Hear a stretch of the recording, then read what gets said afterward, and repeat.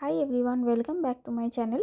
তো আজকে বানাবো হচ্ছে ডিমের কারি, কিন্তু গ্রেভিটা অনেকটা কম এবং পেঁয়াজ দিয়ে সুন্দর করে, এবং এতে আলু পড়বে না। তো চলো দেখে নিই। তার জন্য আমি কড়াইতে দিয়ে দিয়েছি তেল, সাদা তেল দিয়ে দিয়েছি। আর ডিমে আমি হলুদ আর নুন মাখানো ছিল। এবার আমরা ডিমটাকে অল্প হালকা গোল্ডেন হবে সেইভাবে ভেজে নেব।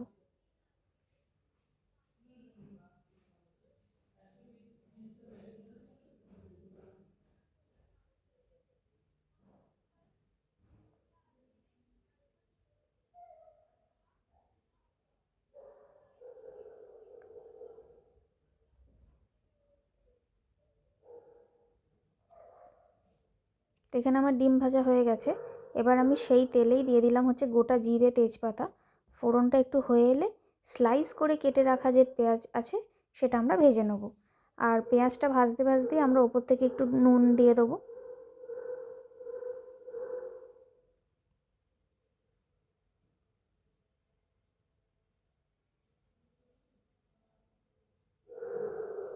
তারপর দিয়ে দিলাম চিনি। পেঁয়াজ ভাজতে ভাজতে চিনিটা দিলে না একটা খুব সুন্দর কালার আসে এবং টেস্টও ভালো হয়। এরপর দিয়ে দিচ্ছি রসুন বাটা। রসুনটা দিয়ে খুব ভালো করে পেঁয়াজের সাথে নেড়ে নিতে হবে। কাঁচা গন্ধটা চলে গেলেই আমরা দিয়ে দেবো হচ্ছে আদা বাটাটা। আদা বাটা দেওয়ার আগে রসুনটা একটু ভালো করে নেড়ে নিতে হবে।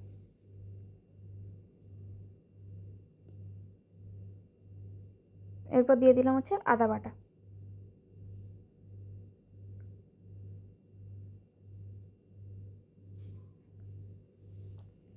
এরপর দিয়ে দিলাম হচ্ছে স্বাদ মতো নুন। নুনটা অল্পই দিয়েছি, পেঁয়াজে ভাজার সময় একটু নুন দিয়েছি, এখনও নুন দিয়েছি, আবার একটুখানি পরে যদি লাগে।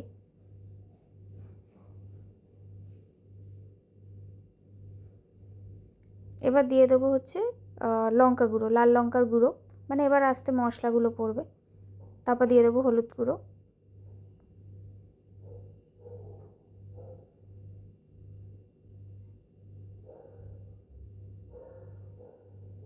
এরপর দিয়ে দেবো পরিমাণ মতো জল।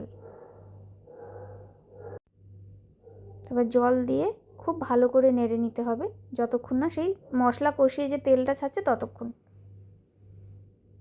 আর এখানে যেহেতু গ্রেভিটা হবে না, খুবই কম হবে, তো তার কারণে আমি অল্প অল্প করে জল দিচ্ছি, যাতে খুব বেশি ঝোল বা গ্রেভিটা না হয়ে যায়।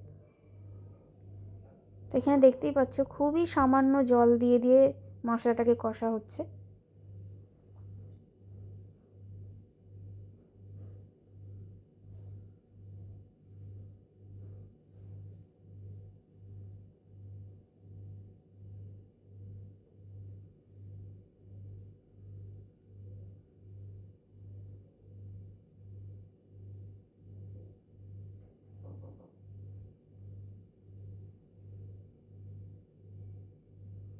এবার আমার এখানে মশলা কষাটা হয়েই এসেছে, তেলটাও ছেড়ে দিয়েছে। এরপরে আমি ভেজে রাখা ডিমগুলো দিয়ে দিলাম।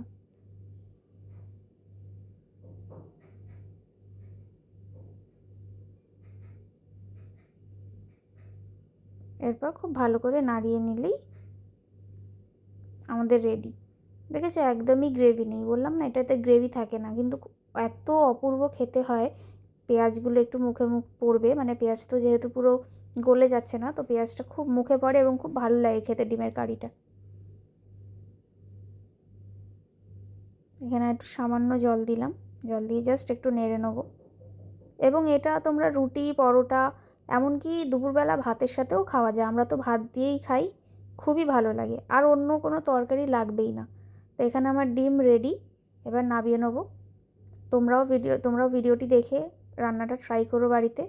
আর ভিডিওটি যদি ভালো লাগে একটা লাইক, শেয়ার, একটা সাবস্ক্রাইব করে দিও। Thanks for watching.